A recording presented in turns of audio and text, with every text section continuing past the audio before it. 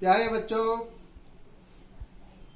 हमारे लिए बहुत ही खुशी का मौका है क्योंकि हम डिस्कस कर रहे हैं इंग्लिश ग्रामर का बहुत ही important chapter modal auxiliaries part number 3। इससे पहले हम पार्ट 1 और 2 में डिस्कस कर चुके हैं। पार्ट 1 में हमने डिस्कस किया था शैल, विल और वुड किस प्रकार से हम यूज करते हैं, कहाँ कहाँ किस सेंस में। और पार्ट 2 में हमने यूज किया कैन, कुड, मे, माइट। तो इस प्रकार आपने बच्चों ने पार्ट 3 को समझने से पहले पार्ट 1 और 2 वाली वीडियो अच्छी तरह से देखनी है ताकि आपको पार्ट नंबर 3 समझ में आ जाए। Let's start part number 3। Use, should, ought to and must, अर्थात modal auxiliaries should, must and ought to किस संदर्भ में यूज किया जाता है, इनको ये अब हम डिस्कस कर रहे हैं। First sentence is related to should. आप सब बच्चों ने देखना है कि चाहिए के अर्थ में ought to, should and must हम यूज करते हैं चाहिए के अर्थ में। जैसे हम हिंदी में बोलते हैं हमें बड़ों का सम्मान करना चाहिए, हमें नियमों का पालन करना चाहिए, हमें कानून का पालन करना चाहिए, हमें गरीबों की सहायता करनी चाहिए। तो इस प्रकार बहुत से ऐसे उदाहरण हैं हिंदी में जैसे हम बोलते हैं चाहिए के अर्थ में हम यूज करते हैं। तो इसी प्रकार हम जब इसी सेंस को इंग्लिश में सेंटेंस बनाते हैं तो हम क्या यूज करते हैं उसमें, शुड या ought to या must। Should and ought to are equivalent, समतुल्य, एक जैसे सेंस में हम ought to और शुड को यूज कर सकते हैं। फिर भी इनमें थोड़ा डिफरेंस है, उस पर भी हम डिस्कस करेंगे। First is should. We should obey our teacher, हमें अपने अध्यापकों की आज्ञा का पालन करना चाहिए। यानी जब हम बात मॉरल एंड सोशल ड्यूटी की बात करते हैं, कर्तव्य परायणता की बात करते हैं, ड्यूटी की बात करते हैं, शिष्टाचार की बात करते हैं, तो हम किसका प्रयोग करते हैं, should. You should work hard, तुम्हें मेहनत करनी चाहिए। तो हम किसी को एडवाइस कर रहे हैं, सलाह दे रहे हैं कि तुम्हें मेहनत करनी चाहिए, तो इस सेंस में हम शुड का प्रयोग करते हैं। You should not drink wine, आपको शराब नहीं पीनी चाहिए। तो इस सेंस में हमने किसका प्रयोग किया, ये भी हम किसी को सलाह दे रहे हैं, should. They should be here bye now, ये एक तरह से एजम्पशन है हमारी और एक अनुमान है हमारा कि वे उनको इस समय नाउ बाय नाउ, अब तक, उनको अब तक यहाँ होना चाहिए। यानी एक तरह से जब हम अनुमान लगाते हैं तो एजम्पशन के रूप में, अनुमान के रूप में हम किसका प्रयोग करते हैं, शुड का। You should have asked me before you went to Mumbai, Mumbai जाने से पहले आपने मुझे, शुड हैव आस्क्ड मी, मुझे पूछना चाहिए। मतलब एक ऐसी भूतकाल की बात, ड्यूटी की बात जो पूरी नहीं हुई, तो उसके बारे में हम शुड के साथ हैव लगाते हैं। शुड के साथ क्या लगाया हमने, हैव, कि आपने पूछना चाहिए था। उस सेंस में भी हम क्या यूज करते हैं, should. Walk fast लेस्ट you should miss the train, जल्दी चलें कहीं आप ट्रेन मिस न कर दें, जल्दी चलें। तो इस प्रकार आप बच्चों ने देखना है कि ये कंजक्शन यूज हो रहा है यहाँ, लेस्ट, LEST, लेस्ट। तो लेस्ट जब कंजक्शन के रूप में किसी सेंटेंस में यूज होगा तो वहाँ हमने क्या लगाना है, शुड का प्रयोग करना है वहाँ हमने, यानी पर्पज के लिए, किसी पर्पज के लिए कि आपने, क्या पर्पज है हमारा, ट्रेन मिस ना हो जाए, ट्रेन को पकड़ना हमने, तो हमने क्या करना पड़ेगा, वॉक फास्ट, तेज चलना पड़ेगा, कहीं आपकी ट्रेन न छूट जाए। तो लेस्ट जब कंजक्शन के रूप में आए तो हमने किस चीज़ का यूज करना है, शुड वर्ड का, यानी लेस्ट और शुड, ये कॉम्बिनेशन है, ये पेयर है एक तरह से। शुड है तो लेस्ट और लेस्ट है तो यहाँ शुड, यानी एज ए मॉडल ऑक्सिलरी हम यूज करेंगे जब लेस्ट का प्रयोग हम सेंटेंस में करेंगे। Work hard लेस्ट you should fail, मेहनत करो, ये उसी प्रकार का सेंटेंस है।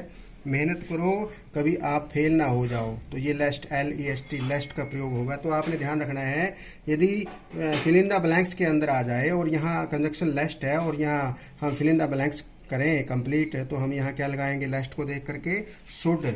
I think you should win the scholarship, मुझे विश्वास है। जब हम किसी विश्वास की बात करते हैं और कि मुझे विश्वास है, मैं सोचता हूँ, मतलब ऐसी थिंकिंग हमारी है, तो उस संदर्भ में भी हम क्या करते हैं? शुड का प्रयोग करते हैं। मैं सोचता हूँ कि आप स्कॉलरशिप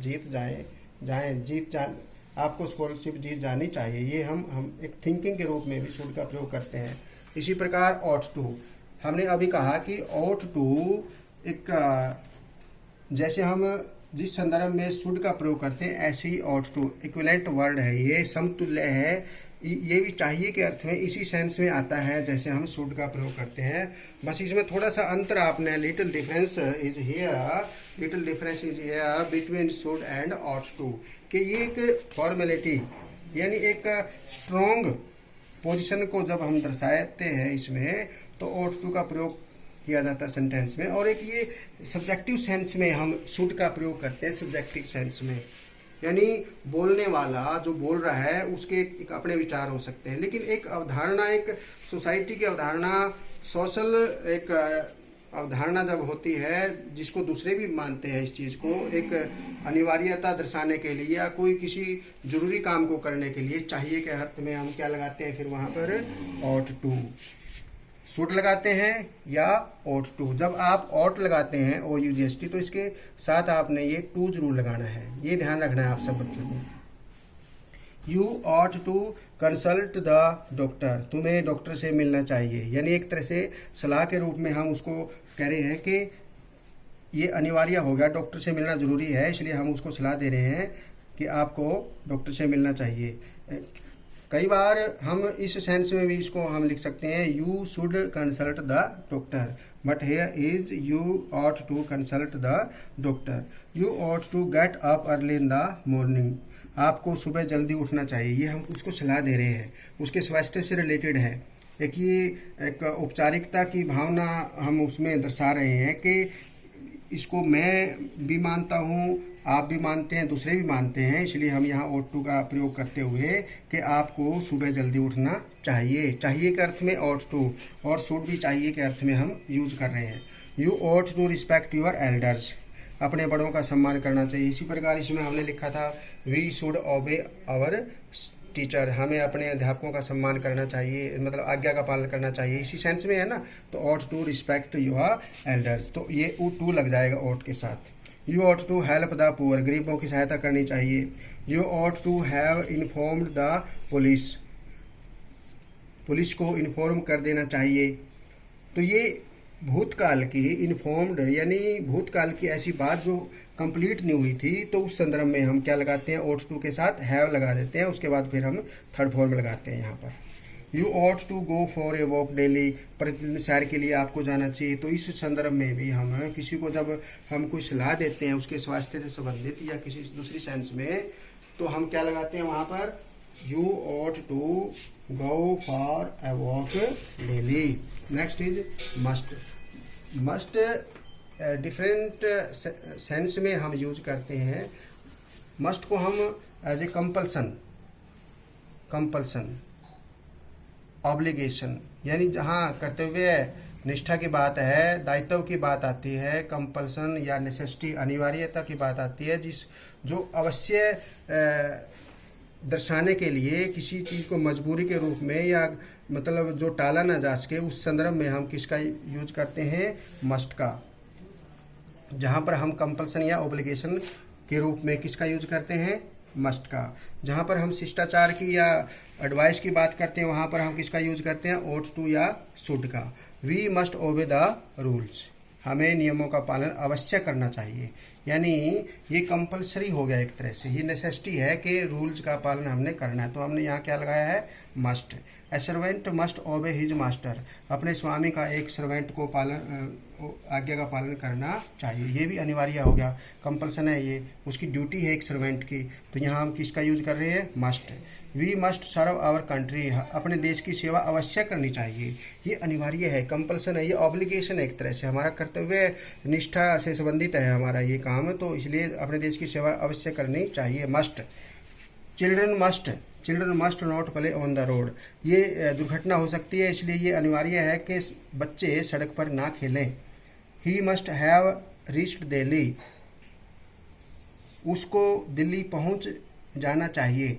तो इस प्रकार ये हैव के साथ हमने थर्ड फॉर्म लगाया, ये इसी सेंस में हमने जैसे यहाँ लगाया था, you ought to have inform the police, ये भी इसी सेंस में है।